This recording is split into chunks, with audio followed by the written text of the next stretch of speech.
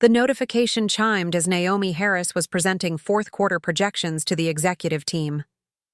A quick glance at her Apple Watch showed an email from the Grand Wellington Hotel. Subject line: "Thank you for your stay."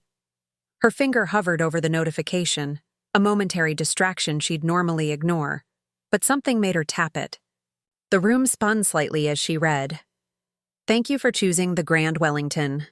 Your receipt for Suite 1214, October 12th, 14, has been processed to the card ending in 4388. Total 1246.79. Naomi? She looked up to find 8 pairs of eyes fixed on her. CFO Richard Brennan leaned forward, his bushy eyebrows furrowed. "You were saying about the Asian market expansion?" "Sorry." Naomi cleared her throat and continued, her voice steady despite the tremor in her hands. "As I was saying, our projections for the fourth quarter in emerging markets look promising." The words came automatically while her mind raced. She hadn't stayed at the Grand Wellington. She hadn't been anywhere near it. And that card, her personal Amex, not her corporate one, should have been safely tucked in her wallet. It was, wasn't it? As soon as the meeting ended, she escaped to her office, pulled out her wallet, and confirmed her Amex was there. She called the credit card company, her voice low as she paced behind her closed door. "Yes, Mrs. Harris. I'm showing a charge from the Grand Wellington Hotel posted yesterday morning for $1,246.79. I need to dispute it." "I wasn't there. Of course." "I'll flag this as fraudulent. Do you still have physical possession of your card?" "Yes, it's right in front of me. Has anyone else had access to your card details?" Naomi hesitated. "My husband has the information." "Ex-husband," she corrected mentally. The divorce had been finalized 3 months ago, but old habits lingered like ghosts. "Would you like me to cancel this card and issue a new one?" "Yes," Naomi said. "And please rush it." After hanging up, she sat at her desk and opened the email again. Something about the timing felt off. October 12th, 14, this past weekend. The weekend James had canceled their dinner plans, claiming he had to fly to Chicago for an emergency client meeting. James Palmer. 6 months of dating after her divorce. Handsome, successful, attentive. Too perfect, maybe. She hesitated only briefly before typing the Grand Wellington into her browser. The luxury hotel was just 20 minutes from her office in downtown Boston. Not Chicago.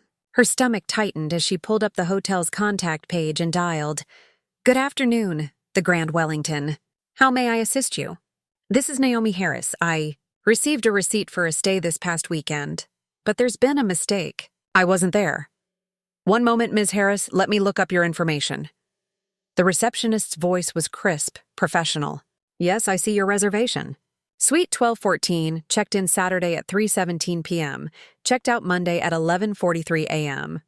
That's impossible. I wasn't there. Our records indicate the room was booked under your name with your Amex ending in 4388. Naomi's throat went dry. Was there security footage of the guest? I'm afraid I can't access that information, but I can connect you with our security department if you believe there's been fraud. Yes. Please? She was transferred. Explained the situation again. The security manager, a Mr. Patel, sounded concerned. This is quite serious, Ms. Harris. If someone used your identity and payment information, we need to investigate. I'll need to verify some information. The booking was made online through our website 3 weeks ago. The guest checked in with ID and the credit card ending in 4388. What ID did they use? Our check-in system shows a Massachusetts driver's license under the name Naomi Harris. Her blood ran cold. Can you tell me, was this person alone? A pause. I shouldn't share this information, but since you're claiming identity theft, the guest arrived with a male companion. Do you have his name? The reservation was only under your name, but I can review the security footage to see if we can identify him. Would you like to come to the hotel to view the footage yourself? We would need to verify your identity first, of course. Yes, Naomi said, already reaching for her purse. I can be there in 30 minutes. The Grand Wellington Hotel loomed above her, its limestone facade gleaming in the October sunlight. Inside, the lobby smelled of fresh flowers and polished marble. At the security office, Naomi provided her driver's license and waited while Mr. Patel, a slim man with gentle eyes and a serious demeanor, examined it. "This looks legitimate," he said, "and it matches your face, unlike the woman who checked in." "You've seen the footage already?" "Briefly. The woman who used your name doesn't resemble you." He turned to his computer. "I've pulled the lobby camera from Saturday." The security footage showed a woman with dark hair approaching the front desk. She wore oversized sunglasses and kept her face angled slightly downward. "Can you see her companion?" Mr. Patel fast-forwarded. He joined her after check-in. He was waiting in the bar. The footage showed a man entering the frame, placing his hand on the woman's lower back as they walked toward the elevators. Naomi leaned forward, her heart pounding. The man's face came into view as he turned slightly toward the camera. "James." She sank into her chair, the room suddenly airless. "I know him." Mr. Patel paused the video. "Ms. Harris, would you like some water?" She nodded, unable to speak. As Mr. Patel stepped away, Naomi stared at the frozen image. James and this mystery woman who had somehow stolen her identity, her boyfriend and a stranger pretending to be her. "Here you are," Mr. Patel said, returning with water. "Ms. Harris, given what we're seeing, I recommend filing a police report. This is identity theft, credit card fraud, and possibly more. Can you identify the woman?" "We're trying. Her face is never clearly visible to the cameras. Very deliberate, I think. Can you tell me if they spent the entire weekend together?" Mr. Patel hesitated. "The hotel respects guest privacy, but since this wasn't actually you..." He checked his computer. They both used the room key to access the elevator multiple times throughout the weekend. Room service was ordered 3 times. For 2 people. Each word struck like a physical blow. James had spent the weekend here with another woman, using her identity, charging her credit card, while she had been home alone, believing he was in Chicago. "I need copies of everything," she said. "The receipt, the booking information, and this footage." "Of course. We'll provide what we can for the police investigation." "Thank you." She stood, steady despite the earthquake inside her. "I'll be filing that police report today." Outside, sitting in her car, Naomi didn't cry. The betrayal was too enormous for tears. Instead, she felt a cold clarity. She started her car but didn't drive to the police station. Not yet. First, she needed to understand. James's downtown law office was housed in a gleaming glass tower. Naomi had visited him there many times, bringing lunch or meeting him for after-work drinks. Today, she walked past the security desk with a practiced smile, took the elevator to the 18th floor, and strode directly to his corner office. His assistant, Valerie, looked up in surprise. "Naomi, James is in a meeting." "It's an emergency," Naomi said, already pushing open his door. James sat behind his desk alone, reading documents. He looked up, startled, then smiled. That same warm smile that had drawn her in after the emotional wasteland of her divorce. "Naomi." "This is a surprise." She closed the door behind her. "How was Chicago?" "Exhausting," he sighed, leaning back. "The client was difficult, but we got the contract signed." "Interesting," she said, her voice eerily calm. "Because I just came from the Grand Wellington Hotel, here in Boston, where someone using my name and credit card stayed this weekend. With you." The color drained from his face. "What are you talking about?" "Don't," she raised her hand. "I've seen the security footage. It's you, James, with some woman pretending to be me." He stood slowly. "Naomi, I can explain." "Then explain. Explain why you lied about Chicago. Explain why you were with another woman using my identity." His lawyer's composure reasserted itself. "You misunderstood what you saw." "Did I misunderstand the $146.79 I charged to my credit card? Did I misunderstand the hotel security manager confirming you spent 2 nights there with a woman claiming to be me?" James moved around the desk. "Please lower your voice. Let's discuss this privately." "We are private. Unless you'd prefer I shout?" She stepped back when he approached. "Who is she?" His shoulders sagged. "It's complicated. Uncomplicated. Her name is Vanessa." Vanessa Callahan. The name hit her like a physical blow. Calvin's sister? James nodded, misery etched on his face. Calvin Callahan. Her ex-husband. You're sleeping with my ex-husband's sister? The sister who hated me from day one? Who told Calvin I'd ruin his life? It's not what you think, then what is it? Because from where I'm standing, it looks like you're involved with the woman who helped destroy my marriage. James sank into a chair. Vanessa and we've known each other for years. Before I met you. And you kept that from me? You knew she was Calvin's sister and you never mentioned it? I didn't want to hurt you. Naomi laughed, a harsh sound. Well, mission failed spectacularly. It wasn't supposed to happen like this. We were going to tell you after some time had passed. Tell me what? That my boyfriend has been sleeping with my ex-husband's sister. That you both have been laughing behind my back? A terrible thought struck her. Did Calvin know? Has he known all along? James looked away. Answer enough. Oh my God. She pressed her hand against the wall for support. This whole thing, us, it was never real, was it? You sought me out. No, Naomi, what we have is real. I care about you. Stop lying. Her composure finally cracked. Why would she use my name? My credit card? What kind of sick game are you playing? James stood again, reaching for her. Vanessa has issues with you. She blames you for what happened with Calvin. The identity thing, that was her idea. I never should have gone along with it. Issues? Naomi stepped back. She stole my identity, used my credit card, and you helped her. I'll pay you back for the hotel. Every cent. You think this is about money? She stared at him, seeing him clearly for the first time. This is about my life, my trust. You let me believe in us while you were conspiring with the people who hurt me most. It wasn't a conspiracy. Then what was it? He had no answer.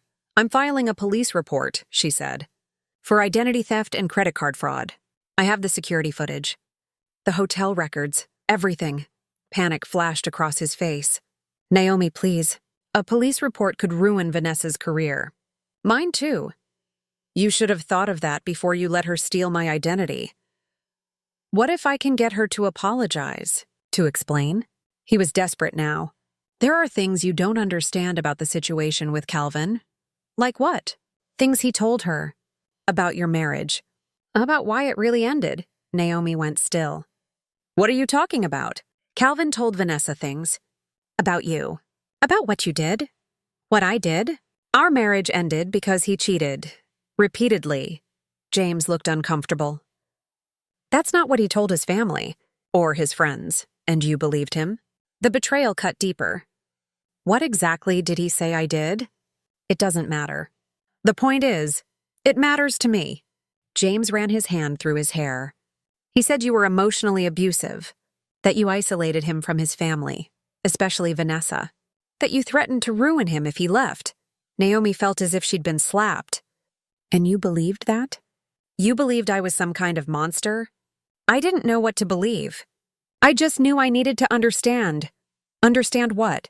Why would you date someone you thought was abusive? He couldn't meet her eyes. Vanessa wanted to know what you were up to after the divorce. She was worried about Calvin. The truth crashed down like a collapsing building.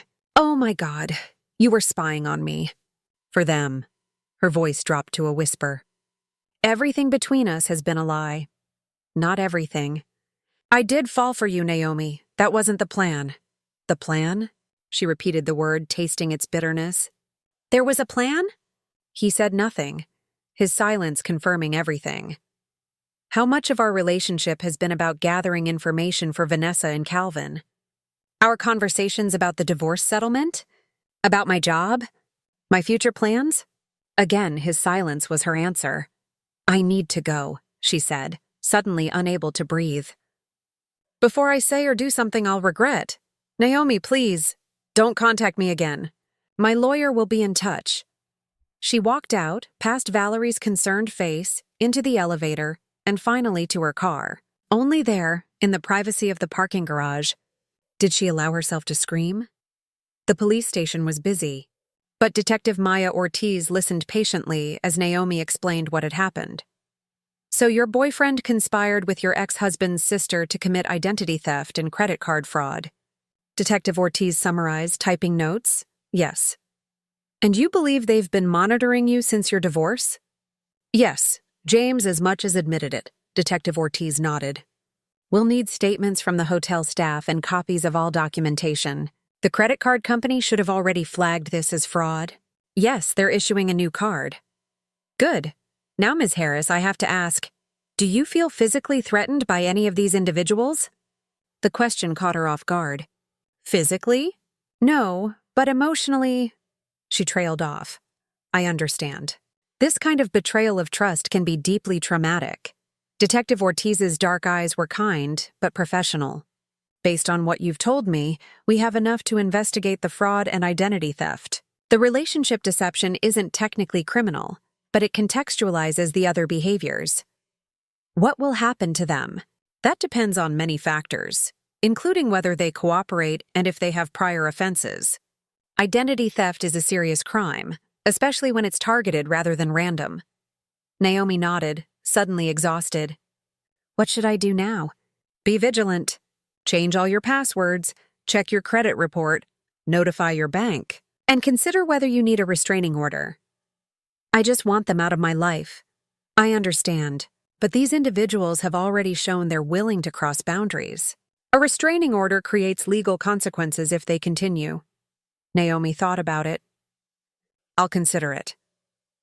After filing the formal report, Naomi drove home, the events of the day playing on endless loop in her mind. She felt violated in ways that went beyond the financial fraud. They had invaded her privacy, manipulated her emotions, made her doubt her own perceptions. For months, she'd been a puppet in their game. At home, she changed her clothes, poured a glass of wine, and sat on her balcony overlooking the Charles River. The sky had darkened to deep blue, city lights reflecting on the water's surface. Her phone rang, James again, but she silenced it. Instead, she opened her laptop and searched for Vanessa Callahan Boston. Several results appeared. Vanessa was a marketing executive at a pharmaceutical company, her LinkedIn profile showing an impressive career trajectory. Naomi scrolled through, trying to understand the woman who hated her enough to steal her identity. Her phone buzzed with a text. Unknown number, we need to talk. This isn't what you think. Of Vanessa. How did she get this number? From James, obviously. Another text. The hotel was stupid, I admit. But there's more you don't know. Naomi's fingers hovered over the keyboard. She shouldn't engage. Detective Ortiz had advised against contact, but she needed answers. What could possibly justify identity theft? She typed. The response came immediately. Calvin is getting married again. He's telling his fiancée the same lies he told about you. I needed to know if they were true. Naomi stared at the message. Calvin remarrying. The thought should hurt, but it didn't. What hurt was knowing his lies continued. So you decided to spy on me? She typed, James offered. He knows Calvin from the club, said he could get close to you, see what you were really like. The casual cruelty of it took her breath away. James had approached her deliberately, planned their accidental meeting at the coffee shop, orchestrated everything. And the hotel? She asked. That was my idea. Stupid, I know. I was angry. You seemed so unaffected by the divorce, moving on with this perfect new life while Calvin was still struggling. Calvin cheated on me repeatedly. He's the one who destroyed our marriage. A long pause before, that's not what he told us. Of course it isn't. Easier to blame me than admit what he did. Another pause. I need to know the truth. Can we meet? Naomi considered. Meeting Vanessa might give her closure, answers. Or it might be walking into another trap. Why the elaborate scheme? Why not just ask me directly? Would you have told me the truth if I had? You'll never know now, will you? Naomi typed, then added, I've filed a police report for identity theft and credit card fraud. Don't contact me again. She blocked the number and closed her laptop. Then she pulled out her old wedding album, tucked away in a closet she rarely opened. There in photos of her and Calvin was Vanessa, always watching, always suspicious. How had she missed those signs? The doorbell rang, startling her. Through the peephole she saw James. She considered ignoring him, but anger propelled her forward. She opened the door but blocked the entrance. "I told you not to contact me. Please, just 5 minutes," he said. His face was haggard, his usually perfect hair disheveled. "I need to explain."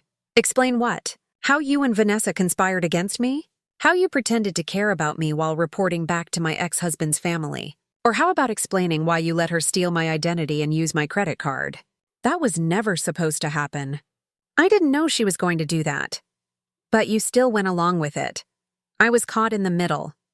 Vanessa threatened to tell you everything if I didn't go with her that weekend.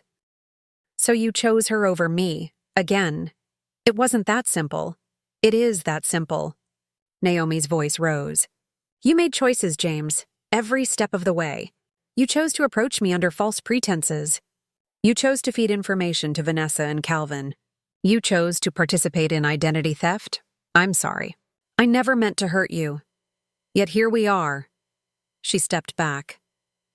"The police have been very interested in my statement. I imagine they'll be contacting you soon." His face went pale. "Naomi, please. This could ruin my career. You should have thought of that before you committed fraud." She began to close the door. "Goodbye, James. Wait." He put his hand on the door. "There's something else you should know." "What?" "Calvin's fiancée, Rachel, she reached out to me last week. She's having doubts about him. Says things don't add up." Naomi hesitated. "What do you mean?" "She found messages between Calvin and other women, just like you did." The vindication she expected didn't come. Instead, she felt a deep sadness for this unknown woman following in her footsteps. "That's not my problem anymore," she said finally. "And it doesn't excuse what you and Vanessa did." "No, it doesn't," James agreed, surprising her. "But I thought you should know. The patterns are repeating." She studied him, trying to see past the lies to whatever truth might remain. "Why are you telling me this now?" "Because I do care about you, Naomi. That part was real. And because you deserve to know that whatever Calvin said about you, it wasn't true. I see that now." Too little, too late. She closed the door in his face, locking it with finality. The following week passed in a blur. Detective Ortiz called to inform her that both James and Vanessa had been questioned. Faced with the evidence, they had admitted to the identity theft and credit card fraud. Charges were pending, but both were cooperating, which might affect the eventual outcome. Naomi threw herself into work, staying late, coming in early. Anything to avoid the empty spaces where thoughts of betrayal could creep in. On Friday afternoon, her assistant knocked on her office door. "There's someone here to see you," he said. "A Rachel Winters? She doesn't have an appointment, but she says it's important." Naomi froze. "Calvin's fiancée? Send her in." Rachel Winters was younger than Naomi had expected, maybe early 30s. She was pretty in an understated way, with anxious eyes and a tentative smile. "Thank you for seeing me," Rachel said, taking the offered seat. "I know this is unusual. How did you find me?" "James Palmer told me where you worked. After everything that happened," Naomi tensed. "What exactly do you know about everything?" "I know that Vanessa and James were spying on you, that they committed fraud and identity theft, and I know why." Rachel twisted her engagement ring, a large diamond that Naomi recognized. Calvin had offered her the same one, a family heirloom. "Calvin has been telling everyone that you were emotionally abusive, that you threatened him, isolated him, controlled him, and you believed him." "I did," Rachel admitted, "until I found the messages." "Just like you did, apparently." "Calvin never changes his playbook," Naomi said bitterly. "I confronted him. He denied everything, said the women were just friends, that I was being paranoid. Just like he told you." "Why are you here, Rachel?"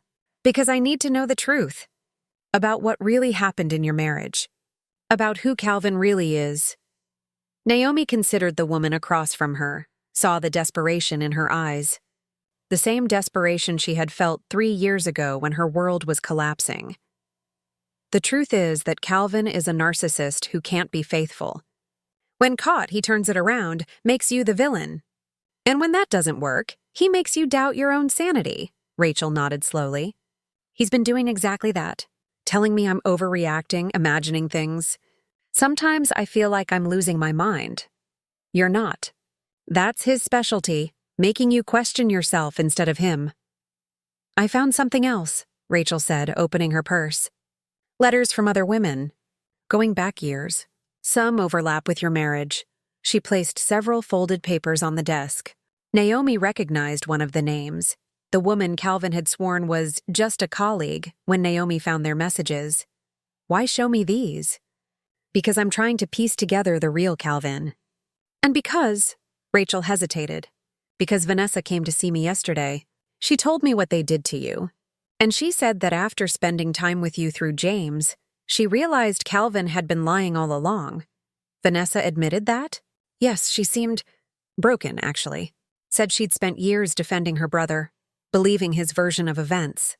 The identity theft thing was her misguided attempt to prove he was right about you. But it backfired. Naomi leaned back, processing this new information. What are you going to do? I don't know yet. The wedding is in 3 months. Everyone's expecting it to happen. Everyone except you, it seems. Rachel smiled sadly. I loved the Calvin I thought I knew. I understand that better than anyone, Naomi said softly. For what it's worth, I'm sorry you're going through this. Thank you. That means a lot considering, Rachel gestured vaguely. Everything. As Rachel prepared to leave, she hesitated at the door. Vanessa wants to apologize to you directly. She's too ashamed to reach out herself. I'm not ready for that. I understand. But she did want me to give you this. Rachel handed Naomi an envelope. She said it's important. After Rachel left, Naomi opened the envelope. Inside was a cashier's check for $1,246.79, the exact amount of the hotel charge, and a handwritten note. This doesn't begin to make up for what I did, but it's a start. When you're ready to hear a full apology, I'll be waiting. You deserved better from all of us. Vanessa. Attached was a second note, a forwarded email from Calvin to Vanessa, dated 2 years ago during the divorce proceedings. V. Need your help with damage control. Told everyone N was unstable, controlling. Stick to that story if anyone asks. Can't have people knowing the truth. Love you. See, Naomi read it twice, then carefully folded it away. The vindication felt hollow after so much pain. That evening, as she sat on her balcony watching the sunset, her phone rang. Detective Ortiz. Ms. Harris, I wanted to update you. We've reached an agreement with Ms. Callahan and Mr. Palmer. Given their cooperation and lack of prior offenses, they'll be entering a diversion program rather than facing trial. They'll pay restitution, perform community service, and remain on probation for 18 months. I understand, Naomi said. Thank you for letting me know. There's something else. During our investigation, we discovered this wasn't Ms. Callahan's first attempt to access your personal information. There were previous attempts to access your email and financial accounts over the past year. Naomi closed her eyes. So this was more extensive than the hotel incident. Yes, we're still determining the full scope. Mr. Palmer claims limited involvement in these earlier attempts.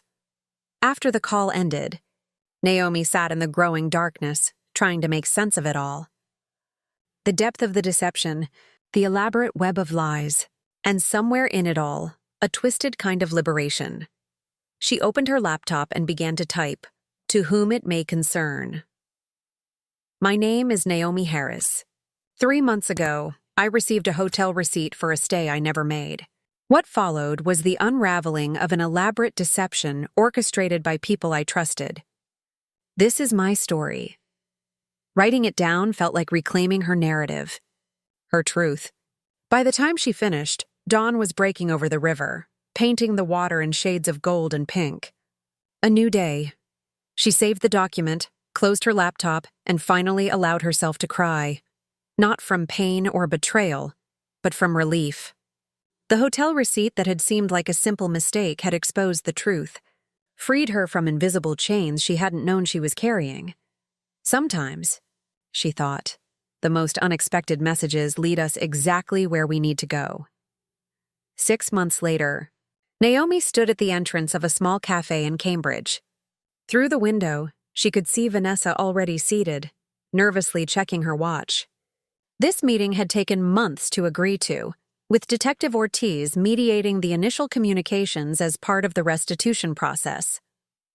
Naomi smoothed her jacket and entered, the bell above the door announcing her arrival. Vanessa looked up, her face a mixture of hope and apprehension.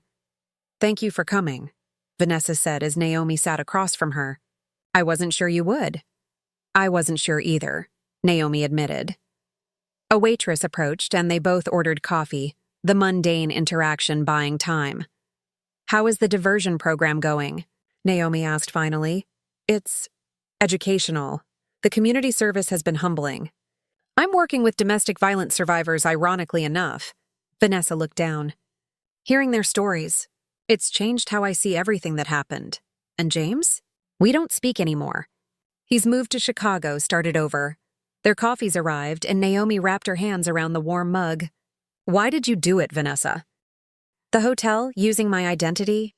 What were you trying to prove?" Vanessa exhaled slowly. "I wanted to catch you in something. Anything. For years, Calvin told us you were manipulative, unstable. When you divorced him, he was devastated, or so he claimed. I believed him because he's my brother, and because it was easier than accepting he might be the one at fault. And now? Now I know better. After everything came out, the other women, the lies, I had to face who Calvin really is. Who I became by enabling him." She met Naomi's eyes. "I'm so sorry for what I did to you." "There's no excuse."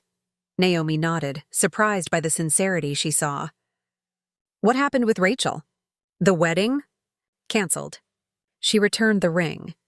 "Calvin was furious, blamed everyone but himself." "He's seeing someone new already." "Of course he is." Naomi sipped her coffee. "Has he spoken to you since?" "Not really. I told him I couldn't support his lies anymore. That was the end of things, for now."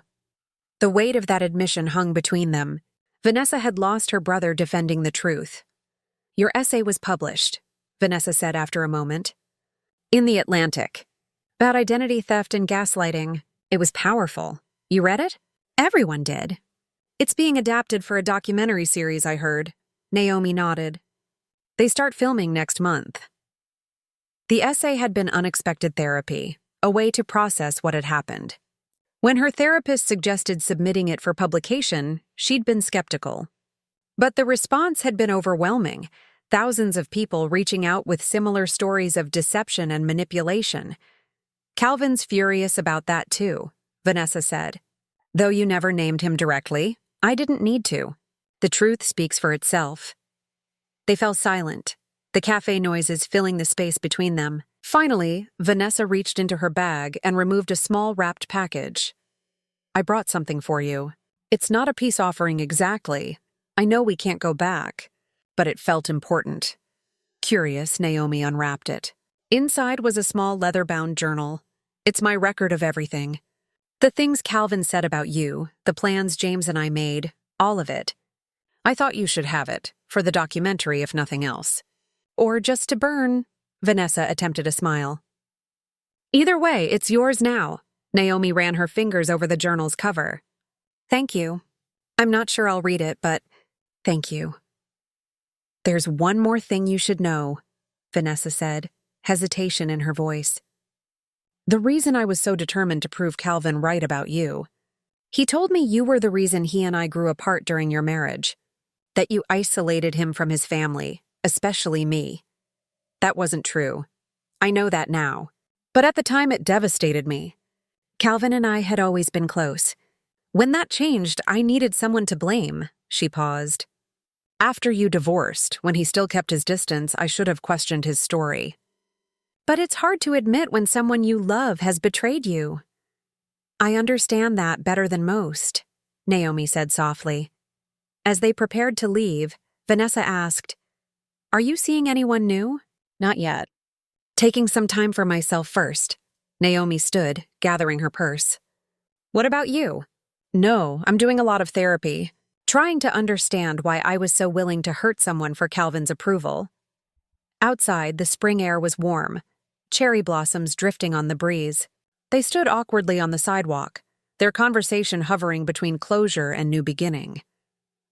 "I don't expect forgiveness," Vanessa said, "but I am truly sorry." "I believe you," Naomi said, and surprisingly she did. "What you did was wrong, illegal, cruel. But I understand being manipulated by someone you trust. Where do we go from here?" Naomi considered the question. "I don't know. I'm not sure we go anywhere together. But separately. Forward, I hope?" Vanessa nodded, blinking back unexpected tears. "The documentary, when it comes out. Will you let me know?" "Yes," Naomi said. "I will." They parted without embracing, without promises of reconciliation. Some bridges once burned remain ashes. But from those ashes, Naomi had built something new, a voice, a platform, a purpose. The hotel receipt that had seemed like a simple mistake had ultimately delivered her to an unexpected destination: herself. That evening, as she sat on her balcony watching the sunset over the Charles River, Naomi opened her laptop. The documentary producers had asked for a statement to close the series. She typed, "Sometimes the most devastating revelations lead to the most profound awakenings." The hotel receipt that arrived in my inbox that day didn't just expose a fraud, it exposed the truth I had been waiting to discover. That in the midst of betrayal, we can find our own strength. That even when others try to write our stories for us, the final chapter is always ours to claim. She hit send, then opened her journal, not Vanessa's, but her own. On a fresh page, she wrote a single line: "Today, I am exactly where I'm supposed to be." And for the first time in a very long time, she believed it. And that wraps up today's story. Now we want to hear from you. Where are you watching from? Drop your city or country in the comments, and let's see how far these stories reach. If this story moved you or gave you chills, give it a like, share, and subscribe for more powerful stories. One last thing, rate the story from 1 to 10 in the comments. Your feedback helps us bring you even better ones next time. Thanks for watching. We appreciate you being part of this storytelling journey.